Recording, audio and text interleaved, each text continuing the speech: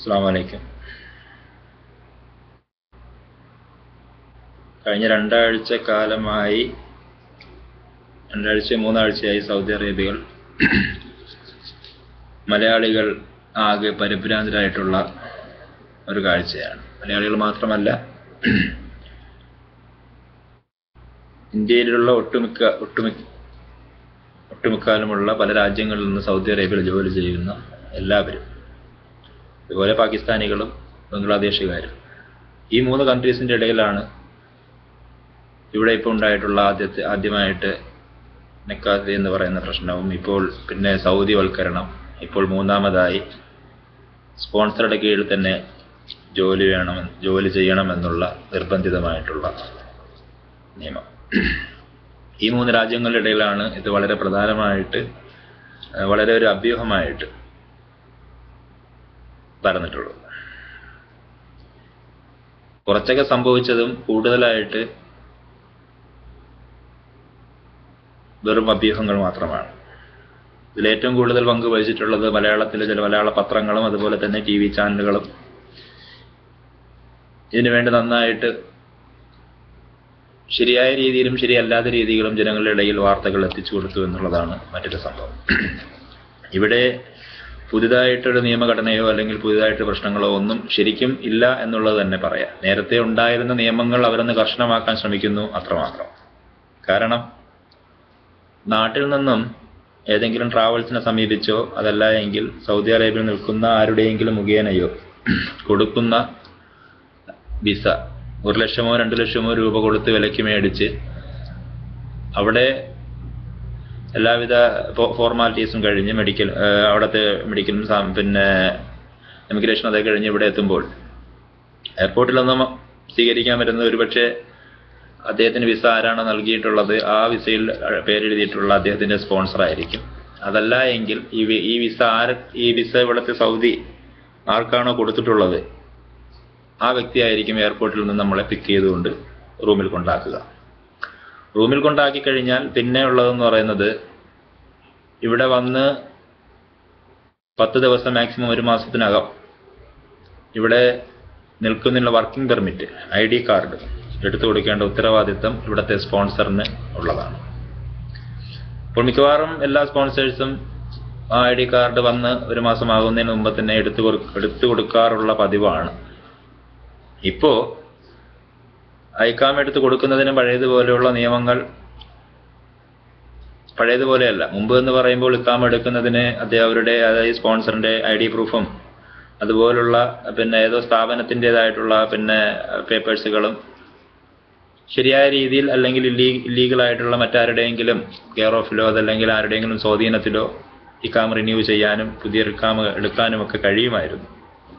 ഇക്കാമ renew ചെയ്യുക, sponsorship change ചെയ്യുക, profession change ചെയ്യുക, ഇങ്ങനെയുള്ള ഒരുപാട് കാര്യങ്ങൾ പിന്നെ സ്വാധീനത്തിന്റെ ബലത്തിലും ക്യാഷ് കൊടുത്തൊക്കെ ചെയ്യുന്നൊരു രീതി സാധാരണ ഇവിടെ നിലവിലുണ്ടായിരുന്നതാണ്. പക്ഷേ 2012, 2013 ഈ വർഷങ്ങളിൽ അത് പൂർണ്ണമായിട്ടും നടക്കാത്തൊരു രീതിയിലേക്ക് എത്തിപ്പെട്ടു. കാരണം എല്ലാ കാര്യങ്ങളും ഇന്റർനെറ്റ് വഴിയും അതുപോലെ പിന്നെ നെറ്റ് വഴിയും ചെയ്യുന്ന ഒരു രീതിയിലേക്ക് മാറിയതുകൊണ്ട് ഇപ്പോൾ വളരെ പ്രധാനമായിട്ടും നോക്കേണ്ടത് പിന്നെ നമ്മുടെ ഇക്കാമയിൽ ആദ്യമായിട്ടെന്ന് പറയുന്നത് നമ്മുടെ പേര്, ഇക്കാമയിൽ എഴുതിയിരിക്കുന്ന നമ്മുടെ പേര്. അത് കഴിഞ്ഞാൽ ഇക്കാമ നമ്പർ ഉണ്ടാകും.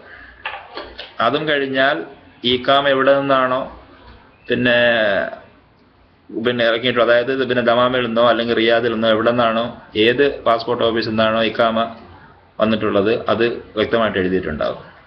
അത് കഴിഞ്ഞാൽ ഇക്കാമ എക്സ്പയർ ആവുന്ന ദിവസം, ഇക്കാമ എന്നാണോ എക്സ്പയർ ആകുന്നത് ആ എക്സ്പയർ ആവുന്ന ഡേറ്റ് വ്യക്തമായിട്ട് അതിലുണ്ടാകും. അപ്പൊ ഇക്കാമ എക്സ്പയർ ആവുന്ന ഡേറ്റിന് മുമ്പ് തന്നെ അത് ഒരാഴ്ചയോ അല്ലെങ്കിൽ പിന്നെ 1 മാസത്തിനോ മുമ്പ് സ്പോൺസറെ വിളിച്ച് കാര്യങ്ങൾ സംസാരിച്ച് ഇക്കാമ റിന്യൂ ചെയ്യേണ്ട ഉത്തരവാദിത്തമുണ്ട്. അപ്പോൾ ഇക്കാമയിൽ അത് ആ എക്സ്പയറി ഡേറ്റ് അത് കഴിഞ്ഞു കഴിഞ്ഞാൽ തൊട്ട് താഴ്ന്ന കാണുന്ന മെഹന എന്ന് പറയുന്ന നമ്മുടെ പ്രൊഫഷൻ, ഇക്കാമയിൽ നമ്മുടെ പ്രൊഫഷൻ ഏതാണ്, അത് ആമിലാണോ അതല്ലെങ്കിൽ പിന്നെ ആമിൽ എന്ന് പറയുമ്പോൾ ലേബർ ആണോ അല്ലെങ്കിൽ ഹൗസ് ഡ്രൈവർ ആണോ, അതുമല്ല എങ്കിൽ പിന്നെ മറ്റെന്താണോ നമ്മൾ നാട്ടിൽ നിന്നും വിസ അടിച്ച് ഇങ്ങോട്ട് കയറി വരുമ്പോൾ ഇവിടെ നിന്ന് ഈ സൗദി വിസ എടുക്കുന്ന ഏത് വിസയാണോ ആ വിസയുടെ ഏത് പ്രൊഫഷനാണോ കൊടുത്തിട്ടുള്ളത് അതേ പ്രൊഫഷനായിരിക്കും നമുക്ക് ഇവിടെ തരുന്ന ഈ ID കാർഡിൽ, ഈ കാണുന്ന ID കാർഡിൽ നമുക്ക് എഴുതിയിട്ടുള്ള പ്രൊഫഷൻ. അപ്പൊ ഇവിടെയാണ് പ്രശ്നം. അപ്പോൾ ഈ സ്പോൺസറുടെ കീഴിൽ നമുക്ക് ജോലി ഇല്ലാതെ വരുന്ന ഒരു അവസരത്തിൽ നമ്മുടെ പ്രൊഫഷൻ ഒരു പക്ഷേ അത് ഹൗസ് ഡ്രൈവർ ആണെങ്കിൽ, സ്പോൺസറുടെ കീഴിൽ ജോലി ഇല്ലാത്ത ഒരു വ്യക്തി നാട്ടിൽ നിന്ന് ഇവിടെ വന്നു കഴിഞ്ഞാൽ അദ്ദേഹത്തിന് ഇവിടെ നിൽക്കേണ്ട ഉത്തരവാദിത്തമുണ്ട്. അപ്പോൾ മറ്റേതെങ്കിലും സ്പോൺസറുടെ കീഴിൽ ജോലി അന്വേഷിച്ച് പോകേണ്ടുന്ന ഒരു അവസ്ഥ ഉണ്ടാകും. അപ്പോൾ ഈ സ്പോൺസർഷിപ്പിൽ ഹൗസ് ഡ്രൈവർ ആയിരിക്കുന്ന ഇയാൾ, അതാരോ ആകട്ടെ, മലയാളിയാകട്ടെ, തമിഴനാകട്ടെ, ഹിന്ദിക്കാരനാകട്ടെ, ആരോ ആകട്ടെ, ഏത് രാജ്യത്തോളം, ഇന്ത്യക്കാർക്ക് മാത്രം ഉള്ളതല്ല, അത് ഇവിടെ നിൽക്കുന്ന അതിപ്പോൾ ഇന്ത്യക്കാരുണ്ട്, ഈജിപ്ഷ്യൻസ് ഉണ്ട്, സിറിയക്കാരുണ്ട്, ലെബനാൻസ് ഉണ്ട്, ജോർദാനിയുണ്ട്, ആരായാലും സൗദി അറേബ്യയിൽ നിൽക്കുന്ന ഏതൊരു വ്യക്തിക്കും ബാധകമായ ഒരു കാര്യമാണ്. സ്പോൺസർഷിപ്പിന്റെ കീഴിലല്ലാതെ മറ്റൊരിടത്ത് ജോലി ചെയ്യുന്നതായ ഒരു അവസരത്തിൽ ഒരുപക്ഷെ ഹൗസ് ഡ്രൈവർ ഈ ID കാർഡിൽ പ്രൊഫഷൻ എഴുതിയിരിക്കുന്ന ഭാഗത്ത് ഹൗസ് ഡ്രൈവർ എന്ന് എഴുതിയിരിക്കുകയാണ്. ഈ വ്യക്തി ഒരു സെയിൽസ്മാൻ ആയിട്ട് ഒരു കടയിൽ ജോലി ചെയ്തുകൊണ്ടിരിക്കുന്ന സമയത്ത് ഇവിടെയുള്ള പാസ്പോർട്ട് ഓഫീസിൽ നിന്നോ അല്ലെങ്കിൽ ലേബർ കോർട്ടിൽ നിന്ന് ഒരാൾ അവിടെ വന്നു ഇദ്ദേഹത്തിനെ ചെക്ക് ചെയ്യുന്ന അവസരത്തിൽ ഇദ്ദേഹത്തിന്റെ ഇഖാമ എടുത്ത് നോക്കുമ്പോൾ അതിൽ ഹൗസ് ഡ്രൈവർ എന്നാണ് കൊടുത്തിരിക്കുന്നത്. ഹൗസ് ഡ്രൈവറിന് ഒരിക്കലും ഒരു സെയിൽസ്മാൻ ആയിട്ടോ അതല്ലെങ്കിൽ ഏതെങ്കിലും കമ്പനിയിലോ ഓഫീസ് ബോയ് ആയിട്ടോ അതല്ലെങ്കിൽ അവിടെ എന്തെങ്കിലും ലോജിസ്റ്റിൽ എന്ത് വർക്കും ഹൗസ് ഡ്രൈവറിന് എന്ന് പറയുന്ന അവന് ഉത്തരവാദിത്തമുള്ള ജോലി വീട്ടിൽ വണ്ടി ഓട്ടിക്കുക എന്നുള്ള ജോലി അല്ലാതെ മറ്റൊരു ജോലിയും അവന് ചെയ്യാൻ പറ്റില്ല. ആ ഒരു സാഹചര്യത്തിൽ സെയിൽസ്മാനായിട്ട് നിൽക്കുന്ന ആ വ്യക്തിയെ പിടിക്കാനുള്ള അവകാശം ഇവിടുത്തെ ഗവൺമെന്റിനുണ്ട്. അത് പിടിച്ചു കഴിഞ്ഞാൽ നാട്ടിൽ കയറ്റി അയക്കൽ തന്നെയാണ്, പിന്നെ വേറെ എക്സ്ക്യൂസ് ഇല്ല. പിന്നെ മറ്റൊരു കാര്യം, ഹൗസ് ഡ്രൈവറായിട്ടുള്ള വിസയിൽ ആ സ്പോൺസറിന്റെ കീഴിൽ എന്തെങ്കിലും ചെറുകിട സ്ഥാപനങ്ങൾ ഉണ്ടെങ്കിൽ ഏതെങ്കിലും ഒരു സാഹചര്യത്തിൽ അവൻ അവിടെ ഇരിക്കേണ്ടെന്ന ആവശ്യം വന്നു കഴിഞ്ഞാൽ ഈ വ്യക്തിക്ക് അവിടെ ഇരിക്കുന്നതുകൊണ്ട് പ്രശ്നമല്ല. അവിടെ ഇരിക്കുമ്പോൾ ഒരുപക്ഷെ പാസ്പോർട്ട് ഓഫീസിലൊന്നോ അതല്ലെങ്കിൽ ആരെങ്കിലും ഒന്ന് പിടിക്കപ്പെട്ടാലും സ്പോൺസറിനെ പറഞ്ഞു നീക്കാനൊരു അവസരമുണ്ട്. കാരണം എൻ്റെ അണ്ടറിലുള്ള ആൾ തന്നെയാണ്, എനിക്കൊരു ആവശ്യം വന്നപ്പോൾ ഞാൻ അവിടെ നിർത്തിയെന്ന് പറഞ്ഞ് എക്സ്ക്യൂസ് ഉണ്ട്. അതല്ലാതെ പിടിക്കുന്ന സമയത്ത് സ്പോൺസറുടെ കീഴിൽ അല്ലാത്തൊരു വ്യക്തിയാണെങ്കിൽ, മറ്റൊരു കടയിലാണ് നിൽക്കുന്നത്, അവൻ ഹൗസ് ഡ്രൈവറും ആണെങ്കിൽ പിടിച്ചു കഴിഞ്ഞാൽ പിന്നെ എക്സ്ക്യൂസ് ഇല്ല, നാട്ടിൽ കയറ്റി അയക്കൽ മാത്രമേ നിർവാഹമുള്ളൂ. അപ്പോൾ വളരെ പ്രധാനമായിട്ട് നമ്മൾ ശ്രദ്ധിക്കേണ്ടത് ആ ഒരു കാര്യം. നമ്മുടെ ID കാർഡിൽ നമുക്ക് പ്രൊഫഷൻ എന്താണോ ആ പ്രൊഫഷൻ അനുസരിച്ചുള്ള ജോലി തന്നെ നിർബന്ധമായിട്ടും ചെയ്യണം. അതല്ലാതെ മറ്റൊരു ജോലിയിലേക്ക് നമ്മൾ കടക്കുമ്പോഴാണ് നമ്മൾ ഭയപ്പെടേണ്ടി വരുന്നത്. ഇപ്പൊ ഇവിടെ ഏറ്റവും കൂടുതൽ അഭ്യൂഹങ്ങൾ പ്രചരിപ്പിക്കുന്നത് അങ്ങനെ ജോലി ചെയ്യുന്ന ആൾക്കാരാണ്. അതായത് ലീഗലായിട്ടല്ലാതെ ഇല്ലീഗലായിട്ട് ഇക്കാമ ശരിയായിട്ടുണ്ടാവില്ല, ഇക്കാമ റിന്യൂ ചെയ്യാനുള്ള ഡേറ്റ് കഴിഞ്ഞിട്ടും ഇക്കാമ റിന്യൂ ചെയ്തിട്ടുണ്ടാവില്ല. അതല്ല എങ്കിൽ സ്പോൺസറെ കണ്ടിട്ട് കാലങ്ങളുണ്ടാകും. ഈ സ്പോൺസറെ ഒരുപക്ഷെ നാട്ടിൽ നിന്നും ഇവിടെ സൗദി അറേബ്യയിൽ ഒന്ന് ജോലി ചെയ്യുന്ന 5 വർഷം 6 വർഷം ആൾക്കാർ പോലും സ്പോൺസർഷിപ്പിലുള്ള ആ സ്പോൺസർ സൗദിയെ നേരിട്ട് കാണാത്ത എത്രയോ പേരുണ്ട്. ഏതെങ്കിലും മലയാളികളുടെ അല്ലെങ്കിൽ ഏതെങ്കിലും ഇവിടെയുള്ള ട്രാവൽസുകൾ മുഖേന അദ്ദേഹത്തിന്റെ ഇക്കാം റിന്യൂ ചെയ്യുകയും റീ എൻട്രി അടിക്കുകയും ചെയ്യുകയും അദ്ദേഹത്തിന് സ്പോൺസർ യാതൊരു കാരണവശാലും കാണാൻ പറ്റാതെ നിൽക്കുന്ന എത്രയോ ആൾക്കാരുണ്ട്. അവിടെ ഈ മലയാളികൾക്ക് ചിലപ്പോൾ മലയാളികൾ തന്നെ ക്രൂശിക്കപ്പെടുന്ന ഒരു അവസ്ഥ ഉണ്ട്. കാരണം മലയാളി ഈ സൗദിയിൽ നിന്നൊരു വിസ മേടിച്ച് മലയാളിക്ക് കൊടുക്കുന്നു. ഈ മലയാളി മുഖേന ഇക്കാം റിന്യൂ ചെയ്യലും ബാക്കിയുള്ള എല്ലാ കാര്യങ്ങളും ചെയ്യുന്നു. ഈ മലയാളി ഒരിക്കലും അല്ലെങ്കിൽ മറ്റൊരു രാജ്യക്കാരൻ ഈ സൗദിയുമായിട്ട് ഇവനെ ബന്ധപ്പെടുത്തുന്നില്ല. എല്ലാ കാര്യങ്ങളും അവനാ ചെയ്തു കൊടുക്കുന്നത്. അങ്ങനെ എത്രയോ ഇന്ത്യക്കാരും അല്ല മറ്റു രാജ്യക്കാരും ഇവിടെ ജീവിക്കുന്നുണ്ട്. അപ്പൊ അങ്ങനെ ഇതിൽ വളരെ പ്രധാനമായിട്ടുള്ള വിസ മേടിക്കുമ്പോഴുണ്ടാകുന്നത് മുതൽ തുടങ്ങുന്ന പ്രശ്നമാണ്.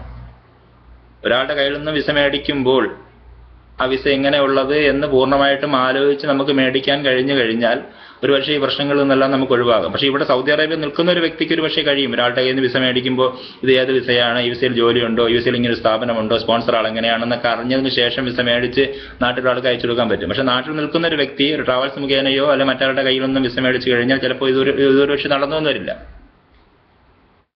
അപ്പൊ അതല്ലാതെ നാട്ടിലിപ്പോൾ പറയുന്നത് പോലെ ഇവിടെ ബാങ്കിൽ എന്തൊക്കെയോ പ്രശ്നമാണ്, ഇവിടെ ഉള്ളവരെയൊക്കെ നാട്ടിൽ കയറ്റി അയക്കുകയാണ്, അന്ന് പത്രമാധ്യമങ്ങളിലും ടി വിയിൽ കൂടെ നാട്ടിലുള്ള സ്ത്രീകളും ഇവിടെ ഗൾഫിൽ നിൽക്കുന്നവരുടെ ഭാര്യമാരൊക്കെ വളരെയധികം പ്രയാസപ്പെടുന്ന ഒരു അവസ്ഥയിലേക്ക് എത്തിപ്പെട്ടിരിക്കുകയാണ്. സത്യത്തിൽ അങ്ങനെ ഒരു പ്രശ്നം ഇവിടെയില്ല. നാട്ടിലുള്ള മലയാളികളായ എല്ലാവരും മനസ്സിലാക്കേണ്ട ഒരു കാര്യമാണ്. ഇവിടെ അത്രയ്ക്ക് പ്രശ്നങ്ങളോ ഇവിടെ അല്ലെങ്കിൽ ഇവിടെ ജോലി ചെയ്യുന്ന ആൾക്കാരോട് യുദ്ധം പ്രഖ്യാപിച്ചിട്ടൊന്നുമില്ല ഈ ഗവൺമെന്റ്.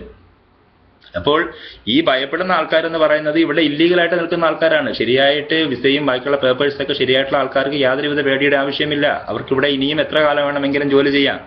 അപ്പോൾ ഇവിടെ നിൽക്കുന്നത് ശരിയായ രീതിയിൽ നിൽക്കാതിരിക്കുന്ന ആൾക്കാർക്ക്, അതായത് അവരുടെ ഈ ID പ്രൂഫ് ശരിയല്ലാതിരിക്കും, അതല്ലെങ്കിൽ മറ്റുള്ള എന്തെങ്കിലും എല്ലാ കാര്യങ്ങളും ശരിയല്ലാത്ത കാരണം കൊണ്ട് മാത്രമാണ് അവർ ഭയപ്പെടുന്നത്. അപ്പോൾ ഈ ഭയപ്പെട്ട് നാട്ടിൽ പോകണമെന്ന് ചിന്തിച്ച് നിൽക്കുന്ന ആൾക്കാർ സ്പോൺസറുടെ കീഴിൽ ജോലി ഇല്ലാത്ത ആൾക്കാരായിരിക്കണം. അതാണ് ഏറ്റവും വലിയ പ്രശ്നം. ഇവിടെ വളരെ പ്രധാനമായിട്ട് നമ്മൾ ചിന്തിക്കേണ്ട ഒരു കാര്യം എന്ന് പറയുന്നത്, പിന്നെ നമുക്ക് സ്പോൺസർഷിപ്പിൽ നിന്നും മറ്റൊരു സ്പോൺസർഷിപ്പിലേക്ക് ചേഞ്ച് ആവാൻ നമുക്ക് ഇപ്പോൾ എന്തെങ്കിലും സാഹചര്യം നിലവിലുണ്ടെങ്കിൽ, അതായത് നമ്മുടെ ഇക്കാമിന്റെ ഡേറ്റ് നോക്കുക, ഇനി 1 മാസം 2 മാസം ബാക്കിയുണ്ടെങ്കിൽ നമ്മുടെ സ്പോൺസർ ഒരു പക്ഷേ റെഡിലായിരിക്കും.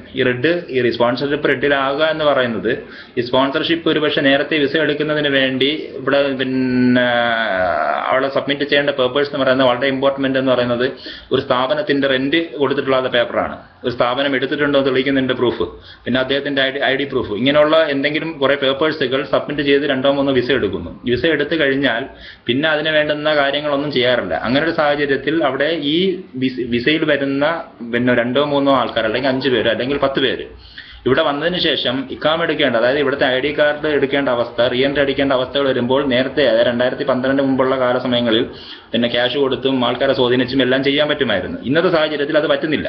അപ്പൊ ആ ഒരു സാഹചര്യത്തിൽ അവരിങ്ങനെ ഒരു 5 പേരുള്ള അല്ലെങ്കിൽ ഒരാളുള്ള ഒരു സൗദിയിലെ ഡീറ്റെയിൽസ് ചെക്ക് ചെയ്യുമ്പോൾ അവന് ലേബർ കോർട്ടിൽ ലേബർ കോർട്ടിലുള്ള അവന്റെ മെമ്പർഷിപ്പ് ക്യാൻസൽ ആയിട്ടുണ്ടാവും, ചേംബർ ഓഫ് കോമേഴ്സിൽ അക്കൗണ്ട് ക്യാൻസൽ ആയിട്ടുണ്ടാവും.